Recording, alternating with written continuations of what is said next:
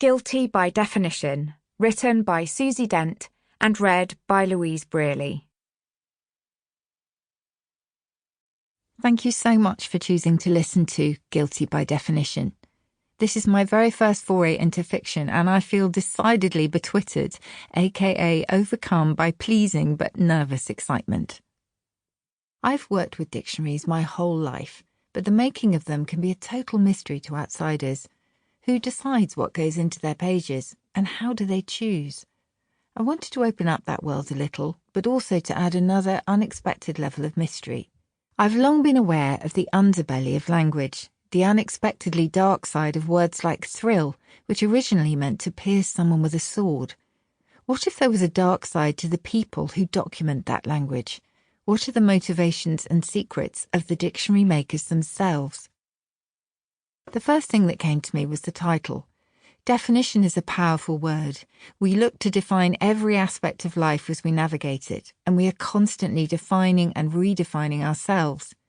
Each of these definitions is expressed through words, and those words in turn are given definition in a dictionary.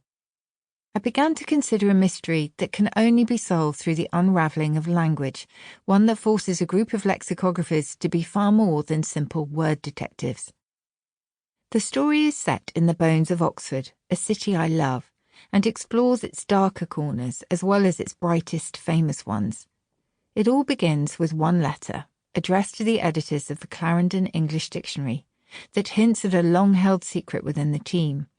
When they manage to crack the anonymous letter writer's initial code, the editors begin to realise just how much is at stake, especially for Martha, the senior editor, whose family is foundering in the wake of a tragic event that has defined every day since.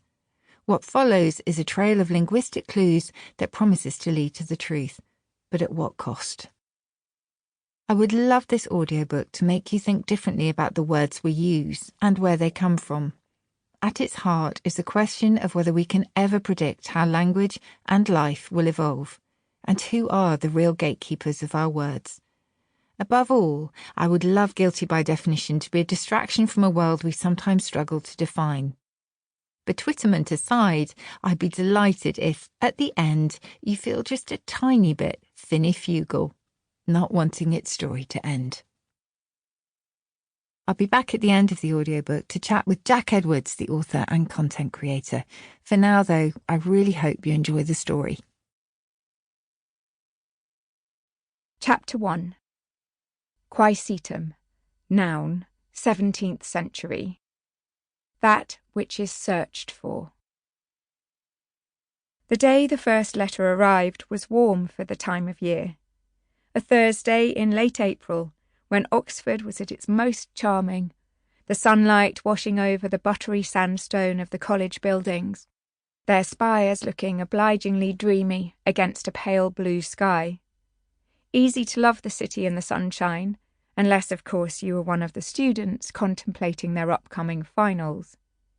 In a few weeks they would be hurrying towards the examination schools in the regulation attire of black gowns known as subfusk, long and billowing for scholars, shorter and skimpier for commoners, chattering like jittery magpies. When Martha Thornhill had been appointed senior editor at the Clarendon English Dictionary 6 months earlier, she had quickly discovered that a desk overlooking the street was one of the perks of the job. She wasn't convinced it was an advantage to her employer, however. Too often, when she looked away from her screen to try and think her way through a word or tweak a definition, she found her attention snagged by a passing figure on the pavement. A girl with long blonde hair, head down and walking fast. A young man, hands in his pockets, at ease with himself and his future. An older couple, arm in arm, enjoying a stroll past the grand frontage of the dictionary's offices, pausing to look up and catching her eye. She'd look away guiltily, knowing she'd been caught wool-gathering yet again. Berlin, where she'd spent the last 10 years learning her trade as an editor, had felt starkly different. History pressed up against you more urgently there, its upheavals and reinventions so recent they seemed to linger in the air and give the city a restless energy. In Oxford, the history had settled into the fabric of the stone, Sample complete. Ready to continue?